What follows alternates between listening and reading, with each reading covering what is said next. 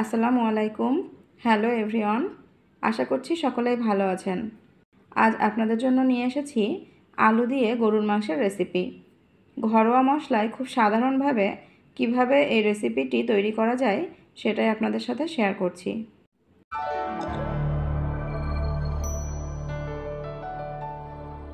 আমি আজ 1 কেজি গরুর মাংস রান্না করে দেখাবো। তার জন্য এখানে আমি 100 গ্রাম পরিমাণ তেল ব্যবহার করছি। এরপর তেলটা হালকা গরম হয়ে আসলে এর মধ্যে দিয়ে দিচ্ছি 4 থেকে 5 টুকরা দারুচিনি, 2টি তেজপাতা এভাবে মাছ থেকে ছিঁড়ে দিয়ে দিচ্ছি। এগুলো একটু নেড়েচেড়ে এখন এর মধ্যে দিয়ে দিচ্ছি পেঁয়াজ কুচি।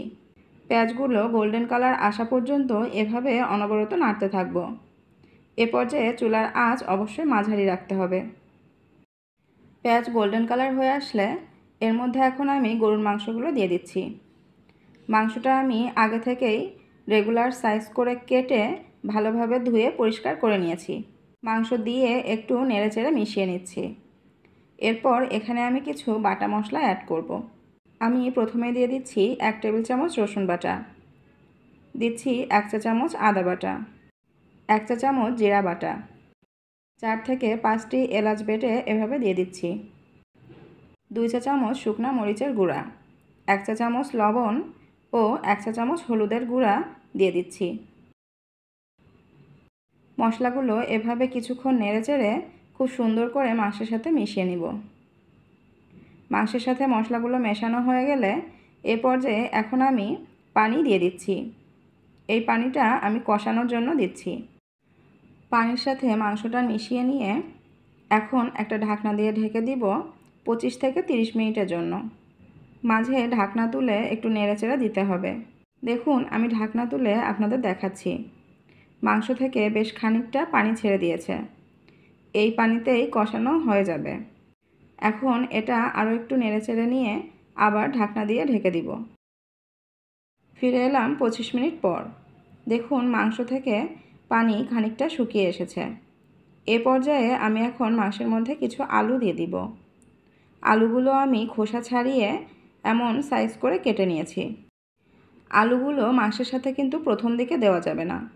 আলু মাংস কষানোর শেষ দিকে দিতে হয়, না হলে কিন্তু আলুগুলো গলে মাংসের সাথে মিশে যাবে।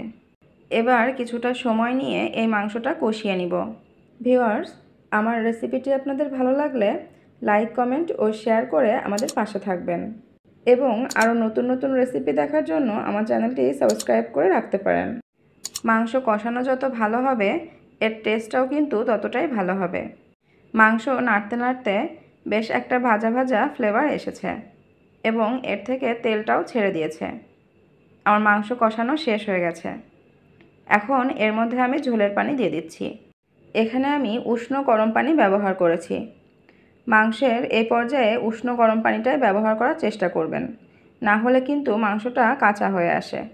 মাংসগুলো নেড়েচেড়ে মিশিয়ে নিয়ে এখন এটাকে আবার ঢাকনা দিয়ে ঢেকে দিব 25 থেকে 30 মিনিটের জন্য।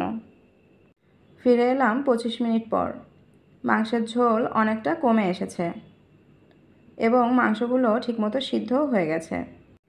গরুর মাংস রান্না করতে মোটামুটি 1 থেকে 1.5 ঘন্টা মতো সময় লাগে। অবশ্য সেটা মাংসের উপরে ডিপেন্ড করে। এ পর্যায়ে আমি মাংসের উপরে কিছু ভাজা জিরার গুঁড়া দিয়ে দিচ্ছি।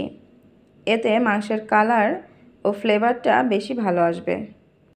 এভাবে লো আঁচে রেখে আরও 2 থেকে 3 মিনিট রান্না করে নিব, তেলটা মাংসের উপরে উঠে আসা পর্যন্ত।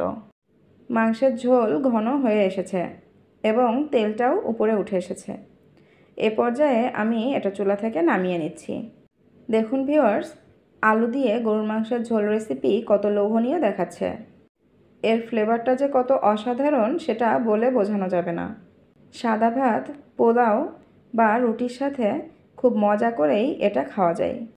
আপনারাও আমার এই রেসিপি ফলো করে আলু দিয়ে গরুর মাংস রান্না করলে আমার বিশ্বাস অসাধারণ একটা টেস্ট পাবেন। আশা করছি আমার আজকের এই রেসিপিটি আপনাদের ভালো লেগেছে। শেষ পর্যন্ত আমাদের সাথে থাকার জন্য ধন্যবাদ। ভালো থাকবেন, সুস্থ থাকবেন, স্বাস্থ্যকর খাবার খাবেন। আল্লাহ হাফেজ।